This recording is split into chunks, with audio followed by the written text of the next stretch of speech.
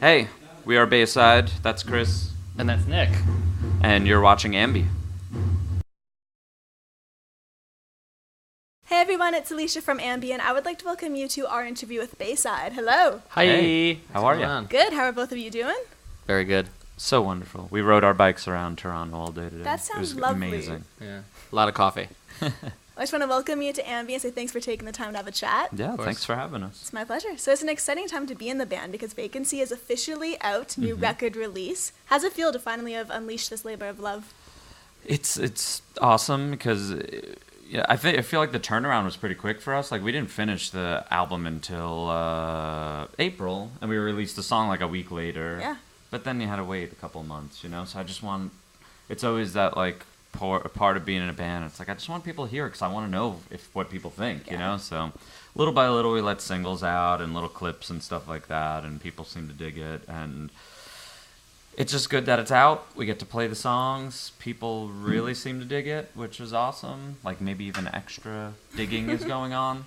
So, yeah, we're happy with it so far. That's a good sign. Yeah. Well, the cover is a vacant motel. You can kind of get glimpses into the different rooms. So whose whole idea or where did the initial concept come from for Vacancy? Well, I think some of the lyrics early on seem to kind of reflect that, like, empty feeling and kind of relationship ending. And the song Pretty Vacant was one of the first songs we wrote. And then there was another song which wound up being called Rumspringa, but it had a lyric was Return to Heartbreak Road. So it just seemed to like visually lend itself to like showing like a location for the album. So I was like, we could do like a hotel thing. And then our friend Yanni, he plays in a band Caspian. He's a photographer, and I was just asked him, I'm like, do you have like motel photos, you know, like in your archive somewhere? And he sent us a bunch over, and that was the best one. We loved it, so we just went with that. But yeah, I mean, it seemed early on just because of the song Pretty Vacant, and then the song that had the lyric Return to Heartbreak Road. It seemed like the hotel thing would work as far as like showing like a destination, but then the play on words of vacancy and what that can mean. It seemed pretty obvious that we wanted to go that route.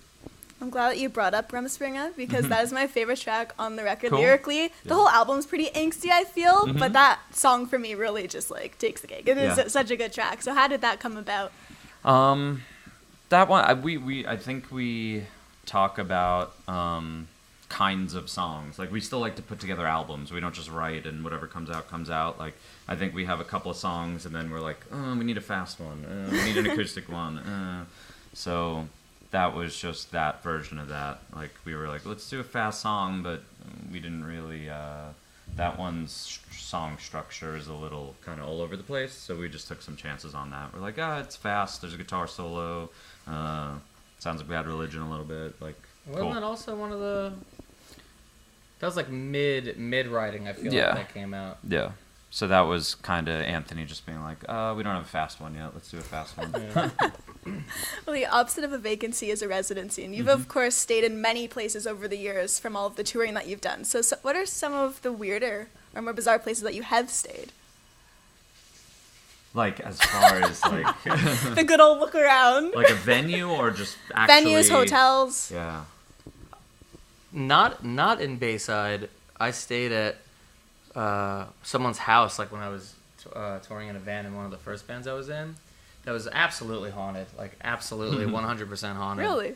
Absolutely. No way it wasn't. We had one of the kids in my band in the middle of the night was like, I will literally pay for all of us to go stay at a hotel. I don't want to be here. That I remember very clearly. Did you end up staying? Yeah, we stayed. Oh.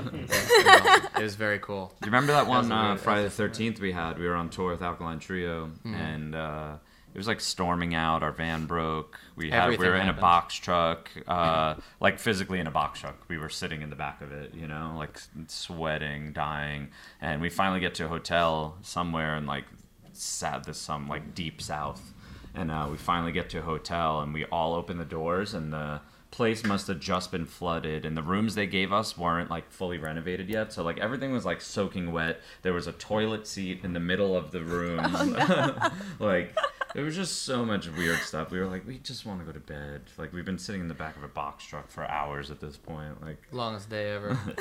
It got funny. Friday. So much bad shit happened that like the first thing happened, like the trailer broke.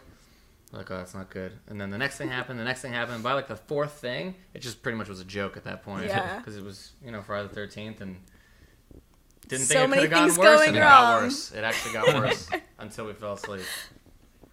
Well, I love seeing the new video that you released for I've Been Dead All Day. It is so cool. You're just kind of driving around with some fans in the back of the car. How did you decide which fans were going to actually be in that back seat?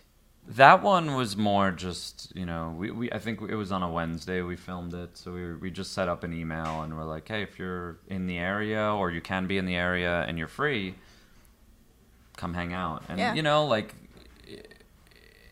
our fans are kind of older and they're either like in school or have work. So we had a bunch of people, but it wasn't that many people. There were like 50 people who were free on a Wednesday afternoon, So yeah, I mean, it was kind of like first come, first serve as far as people who responded. And it was a fun idea. I think our heads are constantly like trying to evolve into like what being in a band is like these days, and like things that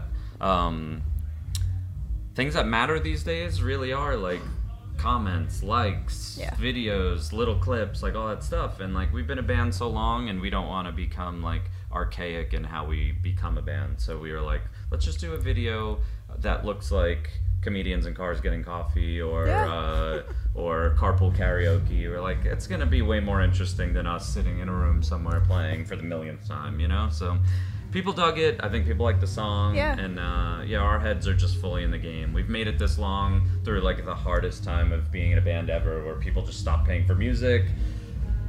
We've made it through to the other side, and we have a career and everything's cool, and now we're just like, oh, the internet is where everything's at these days. Let's do it, May as well go with the flow. That's the next hill to climb, The whole concept for that video was to pretty much get the fans and listen to the new Bayside record. So aside from listening to your own tunes, who do you like blasting when you're kind of going from place to place? Is there anyone that you've been listening to? Yeah. You were listening to White Lung today? Oh, White Lung we were cool. listening to. Vancouver Yeah, band. we've interviewed them before. They're so cool. Yeah, they're rad. I mean, we're just talking about today. We were just in there. We listened to White Lung, Weezer. I always put on Jenny Lewis because that's my favorite. I'm trying to think of what's on my offline playlist is Tame Impala, Super Drag. Oh, cool. I just removed Wolf Alice, but that was on there the longest. Oh, really? Wolf Alice is a big favorite. Yeah, we've had them on the site many times. Many interviews with those guys. Oh, cool. We only listen to the best music. I can tell. Very good taste. Well, I think like in a certain sense too, like I know personally I feel like I don't want to get like antiquated when it comes to music. I don't want to be like, they don't make good music anymore. No one, there's no new good bands. It's like, no, they're out there. You got to just find them, They're just not on the radio, like it's not as easy to find. You just have to find them. So it's also a lot to sift through. More. So I don't know, it's important to me to find new music and support new music and let people know, Like my favorite thing to do on social media is be like, check this fucking band out. They're so good. Well, you're now taking the record out on the road. You have 2 wicked bands on tour with you, Men Singers and Sorority Noise. So how have the shows been going so far? They're wild. Wow, that's they're good. cool. That's what we like. We kind of dip our toe in a lot of different places where it's just like last night we did like a small like 600 cap place in Cleveland and it was absolutely bonkers. But then like 2 days before that we were in like the Boston House of Blues with like almost 2,000 people there, and it was like more of a show. And we've come a long way as a band, and we get to do both, and they're both fun. In a couple days we have a festival in Chicago we're doing, so it'll be a nice outdoor thing with MXPX. So I don't know, it's cool to like mix it up and do a bunch of different types of things, and I think we enjoy doing all of them. Find a band that can do both. Find a band. Dude, I was thinking about that last night while we were playing. So we normally wear like Fred Perry polos and like kind of the first time we ever like started to match on stage Yeah. or whatever. Just do something different. But last night was so hot. We're and bathing sweaty suit, and yeah. whatever. So like Bathing we were suit just wearing like cutoffs and like t-shirts and stuff. Don't and blame in my you. head, I'm like, I wanna make a picture that says get a band that could do both, band and just that have could like do both. us in our Fred Perry polos, and then Good us idea, man. sweating in our We'll cutoffs. just have Andy do it. We'll tell Andy about it. But both of those bands are awesome. Yeah. We've We've been known fans of Menzingers for years. Yeah, we've known them here and there. We've never toured like a full tour with them, but we've done festivals. We did some dates with them here and there. We absolutely love them. And as far as the previous question, Sorority Noise is one of those new bands that we're just like, they rule, and our fans need to like them. So Yeah. come on tour. I saw a tweet that you actually came out to red lights in the theme song to Stranger Things. Did that really happen, or is that just Oh, a yeah, fan? yeah. So Yeah. you did do that. That was Very my nice. wife's idea. Yeah? She just texted me one day. She goes, "Why don't you guys come out to Stranger Things?" And then he wrote us, and we were like, that's a good idea. And then I said it wasn't my idea. I'm not claiming it. We do also have a T-shirt too, with like Oh, the Bayside like is a cult red thing, logo yeah. kind of thing. This is the timing of this tour is giving us confidence that we're one of the first bands to do it. You know, like that whole thing, because no one else is really on tour right now. So we're like, let's just do it. Everyone in the fall is gonna do it, and then they're gonna be like, Bayside did that first. Yes. Let's to wrap things up today. Is there anything you want to say to all of your fans who are going to be viewing the interview? Well, thanks for listening and coming to shows.